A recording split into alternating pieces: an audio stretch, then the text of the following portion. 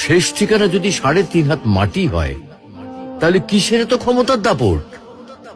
ভোর 5টায় মৃত্যু, সকাল 6টায় জানিয়ে দেওয়া হবে মাইকে, 8টায় শেষ গোসল করানো হবে, 9টায় তোমাকে নতুন কাপড়ে সাজানো হবে, জোহরের নামাজের পরে তোমার আলিশান বাড়ি থেকে বের করে নিয়ে যাওয়া হবে, 2টায় তোমার জানাজার নামাজ পড়ানো হবে, 2:30টায় তোমাকে কবরে নামিয়ে ফেলা হবে।